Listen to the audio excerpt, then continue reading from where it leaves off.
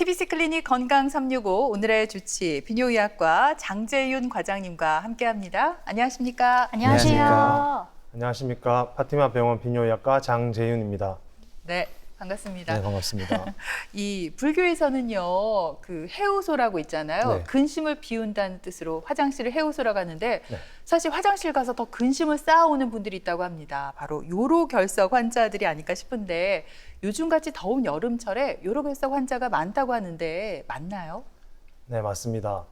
계절에 따라서는 무더운 여름철이 지난 9월에서 10월에 많이 발생하게 되는데 이는 아주 더운 날씨에 땀을 많이 흘러 요동축이 많이 일어나거나 햇볕에 많은 노출로 비타민 D의 형성이 증가되어서 소변으로 칼슘이 많이 배출되면 쉽게 돌의 결정이 생기고 이것들이 1, 2개월간 크기가 커져 여러 가지 문제를 일으키면서 많이 진단되기 때문이라고 할 수 있습니다.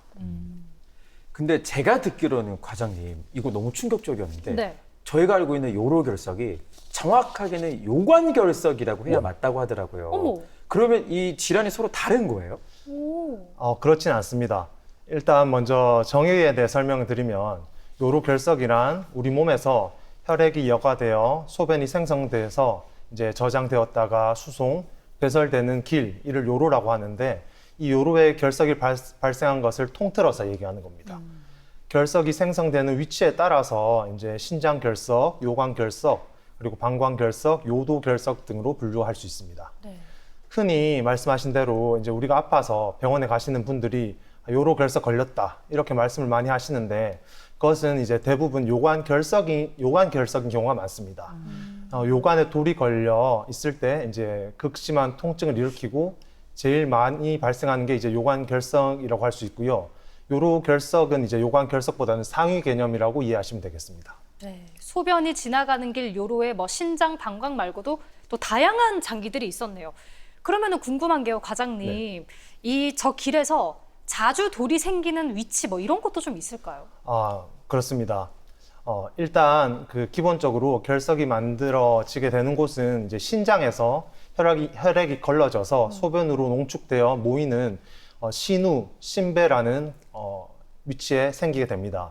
보통 처음에 생성된 신장 내의 결석은 특별한 증상을 일으키지 않은 경우가 많아서 잘 발견되지 않다가 이 결석의 결정이 크기가 커지고 또 소변의 흐름에 따라 이동하면서 요관에 걸리게 되면 증상을 유발하게 되고 이에 이제 병원을 내원하게 돼서 검사를 하게 되면 진단이 되게 됩니다.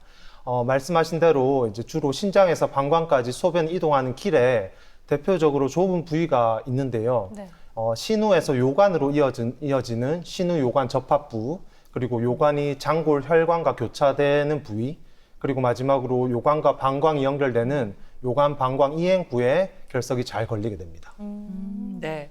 보통 차량도요, 좁은 교차로에서 많이 막히듯이 소변도 마찬가지인 네, 것 맞습니다. 같습니다. 예. 사실 요로결석하면 가장 먼저 떠오르는 게 통증입니다. 네. 이게 산통, 급성 치수염과 함께 이 3대 통증 대장으로 불리는데 맞습니다. 어떤 분들은 정말 너무 아파서 응급실에 실려갈 정도라고 말씀하시고 또 어떤 분은 이게 결석에 있는지도 몰랐다고 그래요. 증상이 이렇게 다르게 나타나나요? 맞습니다. 요로결석은 굉장히 다양한 증상이 생길 수 있는데요. 네. 일단 주로 이제 아주 극심한 옆구리 혹은 이제 복부 통증 혹은 소변에 피가 섞여 나오는 혈뇨 등의 증상으로 병원에 내원하는 경우가 가장 많습니다. 또 추가적으로 신장 기능이 악화됨에 따라서 이제 체내 노폐물이 배출이 되지 않는 요독증이 발생하여서 속이 메스꺼운 구토, 오심 증상 등이 발생할 수 있고 혹은 이게 요로 감염으로 이어져서 열이 난다거나 이제 한기가 든 오한 증상 등이 생기기도 합니다. 주로 말씀하신 대로 이제 산모분들이 출산 시에 겪는 산통에 버금가는 통증이라고 표현을 하기도 하는데 앞서 말씀드렸듯이 결석이 요관에 걸리거나 막혀서 요의 흐름을 방해하고 정체시키는 경우에 그 위쪽에 상방의 요관이 팽창하면서 이로 인해 주위 복막이 자극되어 심한 옆구리 통증이 생기게 되는 것입니다. 특이하게도 이러한 통증은 상황에 따라서 호전과 악화되는 양상을 반복하게 되는데 요관이라는 장기는 마치 우리 소화기계 장기인 소장이나 대장처럼 이렇게 연동운동을 통하여서 요를 이동시키게 됩니다. 연동운동이 일어나는 과정에서 요의 흐름이 일시적으로 회복이 되었다가 또 다시 막히는 일이 반복될 수 있기 때문입니다. 근데 일단 배랑 옆구리 통증이라고 하니까 네. 환자 입장에서는 내가 맹장염인가? 오. 이렇게 착각할 수도 있을 것 같은데 네, 그럴 것 같아요. 또 주요 증상 중에 하나가 뭐 구토나 뭐 팽만도 말씀하셨잖아요. 네. 근데 이게 요로에 있는 결석이랑 이게 무슨 좀 연관이 있을까 너무 궁금한데요. 네. 일단은 이제 오심, 구토 혹은 방금 말씀하신 이제 복부팽만, 복통 이런 소화기 증상을 일으키는 이유는 신장으로 가는 혈관과 장 쪽으로 가는 혈관이 같이 분포하기 때문에 신장이 이제 붓기가 생겨서 부었을 때 통증과 함께 이런 소화기 증상이 함께 나타나게 되는 겁니다. 또한 이제 아까 말씀드렸듯이 소변이 잘 배출되지 않아 체내 요독이 쌓이는 요독증이 발생함으로써 또 구토나 오심 증상이 같이 생길 수 있습니다. 네. 인체의 복부에는 다양한 장기들이 존재하기 때문에 각각 연관된 질환에 따라서 특징적인 증상을 나타내기도 하지만 또 그 반면에 아주 비전형적으로 나타나는 경우가 많습니다. 그래서 굉장히 모호한 증상을 유발하는 경우가 있습니다. 그래서 이런 복통이라든지 뭐 오심, 구토 이런 증상이 있을 때는 반드시 초음파나 CT 같은 영상학적 검사를 통해서 정확한 진단을 하고 감별을 하는 것이 필요하다고 할 수 있겠습니다. 네. 맞아요. 뭐 오심, 뭐 구토, 뭐 복통 이런 통증이 있는 분들도 있지만 또 환자 후기를 보면 혈뇨가 있어서 알게 됐다는 경우도 있더라고요. 맞습니다. 그 혈뇨는 이제 결정의 크기가 커진 결석들이 직접적으로 이제 신우나 요관을 통해 이동하다가 그 결석의 거친 표면이 점막을 긁게 되면서 상처를 주고 그래서 이제 출혈이 생기면서 나타날 수 있습니다. 또한 결석이 요관에 이렇게 꽉 막히게 되는 경우에는 막힌 부위의 점막이 염증 반응을 일어나는 바람에 부종이나 혹은 이제 충혈 등이 생기게 되는데 이로 인해서 혈뇨를 발생시킬 수도 있습니다. 하지만 반드시 짚고 넘어가야 될 것이 혈뇨가 동반된 증상이 있을 경우에는 반드시 혈뇨의 원인이 될 만한 다른 질환에 대한 확인을 꼭 해야 된다고 할 수 있겠습니다. 네. 대표적으로는 이제 요로 상피 내에 종양 같은 것들이 있을 수가 있는데요. 혈뇨가 동반돼 있을 경우에는 결석이 있더라도 결석 치료를 계획하기 전에 반드시 이에 대해서는 한번 짚고 넘어가야 된다고 할 수 있겠습니다. 앞에서 물 많이 마셔라. 수분 섭취가 중요하다 이렇게 말씀해 네네. 주셨는데 요로결석 환자들은 그럼 하루에 물을 얼마나 마셔야 되는지 궁금하고요. 네. 요즘 같이 더운 날씨에 물 대신에 시원한 맥주 이거 대신 마시면 좋죠. 안 되겠죠, 교수님? 안 되나요? 안 될까요, 과장님? 저도 맥주를 굉장히 좋아하는데요. 예, 굉장히 두 번 붙였어요. 네. 하지만 일단 먼저 설명을 드리면 아, 예. 네. 수분은 최소 하루 2에서 2.5리터 이상 섭취하는 것을 권장하고 있고 그리고 수분 섭취가 중요한 게 결국에는 하루의 소변 양을 최소 2리터 이상으로 이제 유지를 해주는 것이 좋습니다. 보통 하루 수분 섭취량을 이렇게 그냥 아무 생각 없이 하다 보면 정확하게 파악하기가 힘든 경우가 많은데요. 이해하기 쉽게 말씀드리면 우리 더운 여름에 많이 드시는 이제 테이크아웃 커피, 아이스 커피 잔이 보통 한 300에서 400ml 정도라고 생각했을 때 최소 이 커피 잔으로 한 6잔에서 7잔 이상 충분히 섭취를 하는 것이 좋다고 할 수 있겠습니다. 예. 그리고 맥주 같은 경우에는요, 이제 소변량을 일시적으로 늘리는 이뇨작용을 촉진하는 역할이 있기도 해서 일시적으로는 작은 결석을 배출시키는 작용을 할 수도 있지만 하지만 이제 알코올을 이제 섭취하게 되다 보면 탈수 현상이 따르게 되기 때문에 장기적으로는 탈수 현상을 일으켜서 예방적인 목적에는 적합하지 않다고 할 수 있겠습니다. 또한 체내 알코올 섭취량이 늘어나게 되면 소변 내에 칼슘이나 인산염 그리고 혈중 요산 수치가 증가해서 결석의 발생 위험이 높아질 수 있겠습니다. 오늘 방송 끝나고 나면 시청자분들이 다 자기도 모르게 정수기 앞으로 왠지 한번 가게 될 것 네, 같아요. 네. 근데 앞에서 이런 말씀하셨잖아요. 결석에는 칼슘 성분이 많아서 칼슘을 줄이려다가 오히려 결석이 더 생길 수도 있다. 그러면 여기서 저는 의문이 들어요. 이 칼슘 말고 또 어떤 성분이 이루고 있을까? 이 성분을 알게 되면은 치료할 때도 도움이 될 것 같거든요. 네, 요로결석은 크게 분류하자면 칼슘으로 이루어진 칼슘석, 그다음에 요산으로 이루어진 요산석, 그리고 감염석 등으로 이제 분류를 할 수 있습니다. 그 중에서 일반적으로 칼슘석이 가장 많은 비율을 차지하게 됩니다. 하지만 또 최근에는 요산석의 비율이 증가하고 있는 추세인데요. 이는 이제 식이 자체가 굉장히 이제 서구화되고 있고 그리고 육류 섭취의 증가 등의 생활 습관 변화에 의한 것으로 추정할 수 있습니다. 그리고 또 비만이나 고혈압, 당뇨 등의 대사성 질환이 발생이 증가함으로써 이도 연관이 있다고 할 수 있겠습니다. 칼슘석의 경우에는 이제 염분 섭취를 하루 4에서 5g 이하로 제한을 해주고 반대로 또 칼슘 시기는 최소 1에서 1.2g 정도로 섭취를 해주는 것이 추천됩니다. 또한 소변 내에 구연산 성분이라는 것이 칼슘석 형성에 강한 억제력을 갖고 있기 때문에 구연산이 함유된 다양한 과일이나 채소류, 그다음에 우리 감귤류 주스 등을 섭취하는 것이 긍정적인 효과를 기대할 수 있다라고 할 수 있겠습니다.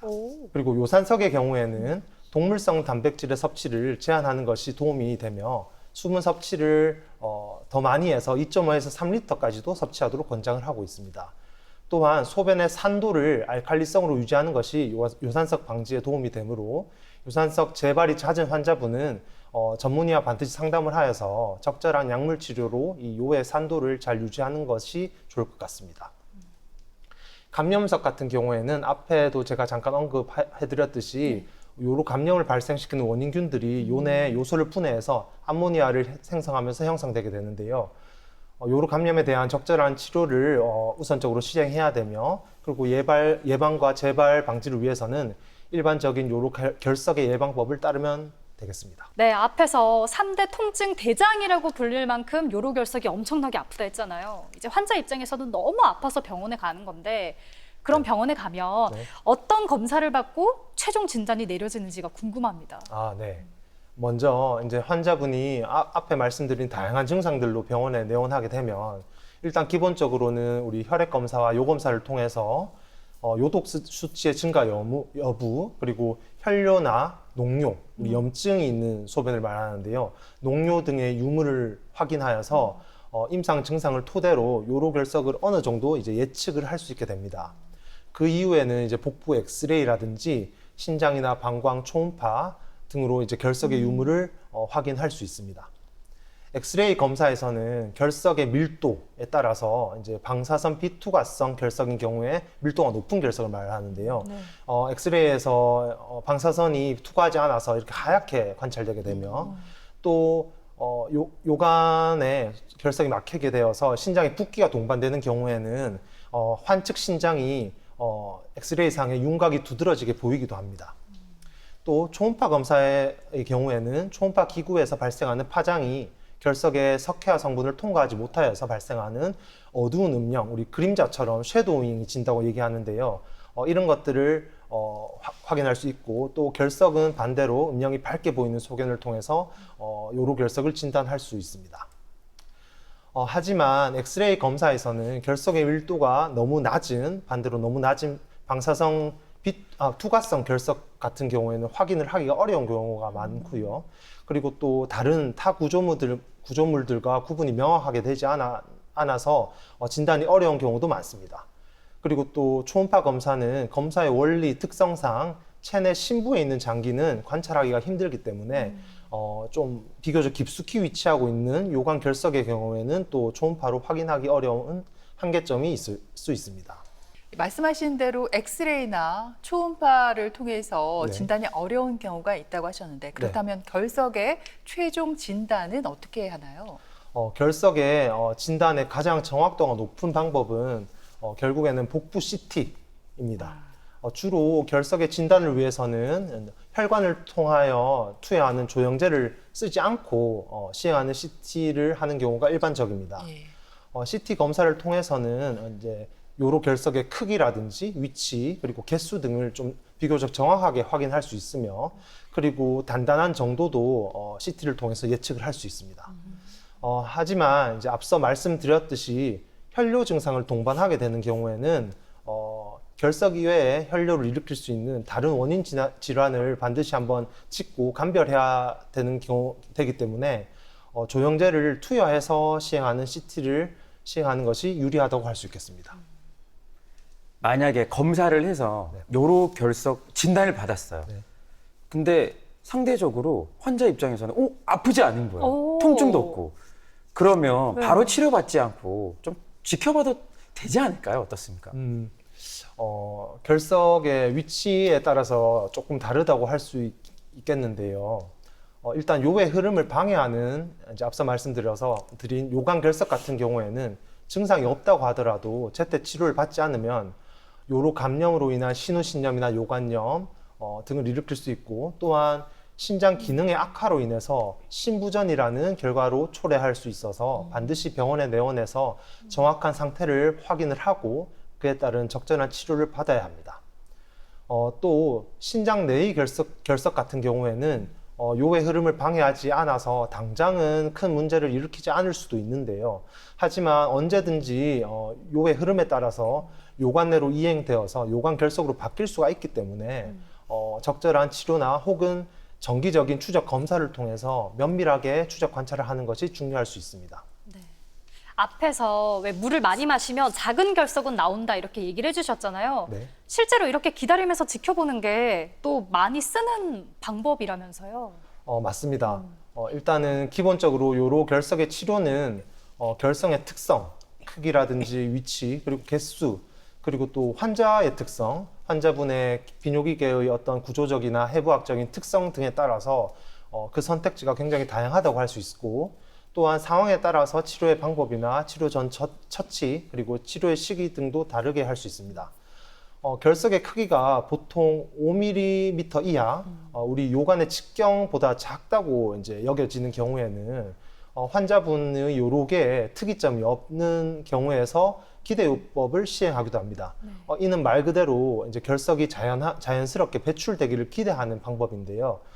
주로 충분한 수분 섭취와 그다음에 요관벽의 근육층을 이완시키는 약물 사용을 해서 수일이나 혹은 수주까지도 배출을 기다려보는 방법입니다. 그리고 또한 요산석의 경우에는 소변이 산성이기 때문에 앞서 한번 말씀드렸던 약물 치료를 통해서 소변을 알칼리화 시켜주면 요산석이 녹게 되어서 크기가 작아지면서 또 배출이 될 수가 있습니다. 이것도 역시 쇠석술 같은 물리적인 처치보다는 약물로서 결석을 용해하는 방법인데, 환자분의 신기능이 정상이고 염증이 동반되지 않고 요로 막힘증 같은 것이 동반되지 않았을 때 주로 사용할 수 있겠습니다. 요로 결석 치료하면 저는 생각나는 게 네. 5글자. 뭔지 알아요? 몰라요. 체외 충격파. 네. 네. 왠지 그 과장님도 그 치료하실 때는 약간 특등 사수가 되지 않을까, 스나이퍼처럼. 왜냐하면 좀 딱 이렇게 정말 집중해서 그 부분만 공략을 하는 거잖아요. 네네. 근데 받는 입장에서는 어때요? 환자가 좀 아프지는 않아요? 체충격파 쇠석술 같은 경우에는 이제 환자의 신체 밖에서 결석의 위치를 말씀하신 대로 잘 조준해서 충격파를 발사해서 결석이 조각조각 파쇄되어 크기가 작아지면서 자연 배출이 되도록 유도하는 방법입니다. 생각보다 시술 자체의 통증이 많이 심하지 않기 때문에 입원이 굳이 필요 없고, 그다음에 통원 치료를 통해서 시행할 수 있고 마취가 특별히 필요하지 않다는 장점이 있습니다. 하지만 이제 직접 수술 같은 방법으로 직접적으로 결석을 제거하는 방법에 비해서는 아무래도 결석 제거 성공률이 조금은 떨어질 수밖에 없고요. 그다음에 기저질환이나 약물 복용력 등으로 이제 출혈 경향이 있으신 분들이나 혹은 구조적으로 요로계에 폐색증, 막힘증이 있는 분들에게는 아무래도 시행하기가 어려운 단점이 있습니다. 네. 이런 비수술적 치료가 효과가 있으면 좋겠지만 그렇지 않을 때는 또 수술을 고려해 볼 수가 있잖아요. 네. 요로결석 요즘 그 내시경 수술을 많이 한다고 들었는데 네. 이 내시경을 이용한 수술 어떻게 진행되는지 알려주세요. 네, 맞습니다. 내시경 수술이 이제 내시경 기구들도 많이 급속도로 발전하고 해서 지금 네. 굉장히 이제 많이 하는 추세인데요. 보통 이제 경요도적 요관경화 수술이라고 이제 정식으로 명칭을 말하는데, 소변이 몸 밖으로 배출되는 경로, 우리 아까 말씀드린 신장에서 요관, 방광 그리고 요도로 이어지는 경로를 내시경을 이용해서 거꾸로 타고 들어가서 결석을 직접 내시경으로 직접 확인을 하고 공기압을 통한 세석 기구라든지 혹은 레이저 같은 것을 이용해서 결석을 파쇄하거나 이제 분진으로 갈아서 제거하는 방식입니다. 요관경에는 크게 딱딱한 경성 요관경 혹은 부드럽게 굽어질 수 있는 연성 요관경으로 나뉘는데, 경성요관경 같은 경우에는 이제 요관에 걸려 있는 결석을 치료하는데 보통 유용하게 사용이 되고, 연성요관경은 이제 상하방으로 270도까지 이렇게 부드럽게 굽어지는 성질이 있어서 요관에 비해 비교적 복잡한 구조를 갖고 있는 신장 내의 아까 말씀드린 신우나 신배 이런 공간들을 직접 확인하면서 결석을 치료하는데 굉장히 유용하게 사용이 됩니다. 두 방법 모두 내시경을 이용해서 결석을 직접 확인하여 여러 가지 기구로 이제 결석이 요관으로 배출될 수 있게 작게 잘 절석한 다음에 바스켓이라는 결석을 배출하는 기구를 가지고 몸 밖으로 결석을 배출하거나 혹은 먼지처럼 완전히 가루를 만들어서 저절로 배출되게 하는 그런 방법으로 수술하게 됩니다. 네. 이런 방법을 쓰면 좋지만 만약에 결석이 너무 크거나 내시경 수술을 할 수 없는 상황 같은 경우에는 뭐 또 다른 수술 방법이 있을까요? 자연적으로 이제 소변이 배출되는 경로를 통해서 이렇게 내시경적으로 수술이 좀 어려운 경우에는 경피적 신장경으로 하는 수술 방법이 있는데요. 이는 말 그대로 비교적 크기가 크거나 큰 신장 결석이나 혹은 연성요관경을 이용하여도 내시경의 가동 범위를 벗어난 위치에 존재하는 결석 등을 제거하기 위해서 사용되는 방법입니다. 이 옆구리에 손가락이 하나 정도 들어갈 만한 절개 창을 만든 다음에 이곳을 통해서 신장을 관통해서 신으로 연결되는 통로를 만들고 그 통로를 이용해서 이제 신장으로 들어가는 신장경을 이용해서 결석을 파쇄하고 이 통로를 이용해서 결석을 배출하는 그런 방법입니다. 먼저 말씀드렸듯이 크기가 아주 크거나 요관경으로 도달하기 어려운 경우 많이 사용하는데요. 아무래도 신장 실질을 직접 이렇게 관통을 해야 되는 그런 부담이 좀 있기 때문에 이도 역시 뭐 심장 질환이라든지 뇌혈관 질환 등의 기저 질환을 갖고 계셔서 항혈전제나 항혈소판체 같은 약물을 복용하는 분들은 출혈의 부담이 좀 있어서 수술 전에 반드시 철저한 계획을 통해서 이루어져야 될 것입니다. 네. 요즘 뭐 수술할 때 로봇 수술이 대세잖아요. 이 결석 제거에도 쓰이고 있다고 들었는데 네. 로봇을 이용한 수술은 기존 수술하고 비교했을 때 어떤 장점이 있고 또 단점은 없는지 궁금합니다. 네, 맞습니다.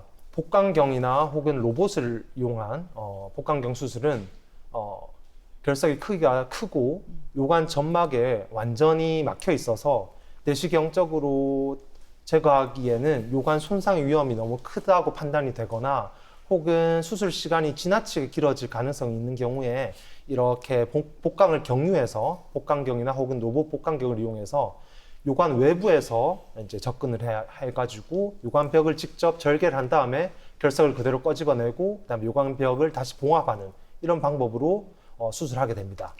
결석의 크기가 아주 크고 요관을 꽉 막고 있는 경우에 오히려 더 내시경보다는 간편하게 할 수 있는 장점이 있고, 하지만 복강을 경유해야 하는 방법을 사용해야 되기 때문에 수술 후에 장운동의 회복이 필요하고 회복 기간이 아무래도 내시경적인 방법에 비해서는 조금 길다는 그런 단점이 있겠습니다. 요로 결석 검색을 하면 네. 배우 류승수 씨가 같이 검색이 되더라고요. 진짜요? 요로 결석 수술을 16번이나 받아서 나는 아이를 16명 낳은 거랑 똑같다. 그만큼 이제 통증을 느끼셨다고 하는데 네. 저는 이걸 보면서 그만큼 또 재발이 잘 되구나 라는 생각이 들었거든요. 과장님 어떻습니까? 수술 후에 일상생활 복귀까지는 어느 정도 기간이 걸릴까요? 방금 말씀드린 복강경이나 로봇 복강경 수술 같은 경우에는 이제 장운동의 회복이 정상적으로 이루어진다면 1주에서 2주 내로도 일상생활로의 복귀는 충분히 가능하다고 할 수 있겠습니다. 하지만 이제 요관 수술 후에는 이제 요관 조직이 회복되는 기간이 필요한데 최소 로봇 복강경 같은 경우에는 최소 6주에서 8주 정도, 그리고 앞서 말씀드린 요관 내시경 같은 경우에는 보통 짧아도 1에서 2주, 길게는 한 3, 4주 정도 회복 기간이 필요하기 때문에 그 기간 동안에는 요관 내에 부목을 삽입해서 좀 거치를 하게 되는데 이로 인해서 일상생활에는 큰 지장은 없지만 부목 때문에 옆구리가 결리는 듯한 통증이 좀 있다거나 혹은 방광을 자극하는 빈뇨 증상이나 혹은 절박뇨, 혈뇨 증상이 발생할 수 있기 때문에 과한 신체 활동이나 좀 무리한 운동을 한다든지 이런 것들은 조금 자제를 해야 될 필요가 있습니다. 그래서 뭐 일반적인 생활은 금방 가능한데 아무래도 조금 신체 활동이나 이런 것들을 생각한다면은 방금 말씀드린 이제 부목을 거치하는 기간 정도는 필요할 수 있다고 생각할 수 있겠습니다. 그리고 결석의 수술적 치료 후에 이제 결석이 다시 재발하는 경우에는 물론 다시 수술적 치료를 받는 거는 크게 문제가 되지는 않습니다.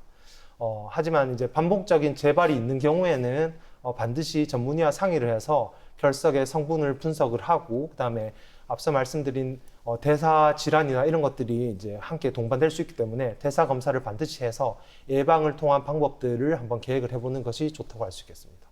꼭 미리 치료 받으셔야지 들으신 대로 신장 기능을 지킬 수가 있습니다. 신장은 한번 나빠지면 회복이 어렵기 때문에 요로결석 진단을 받으셨으면 치료 꼭 빨리 받으시길 바랍니다. 맞습니다. 무더운 날씨이니만큼 이 수분 섭취가 건강 관리의 기본이 아닐까 이런 생각을 하는데요.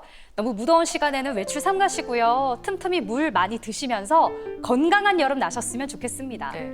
올여름 이거 하나만큼 기억해야 되겠어요. 네. 물 많이 마시기 실천해 보시고요.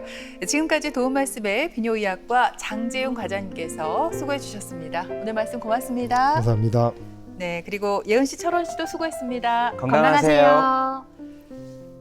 TBC 클리닉 건강 365 저희는 다음 주 시간에 다시 오겠습니다. 고맙습니다.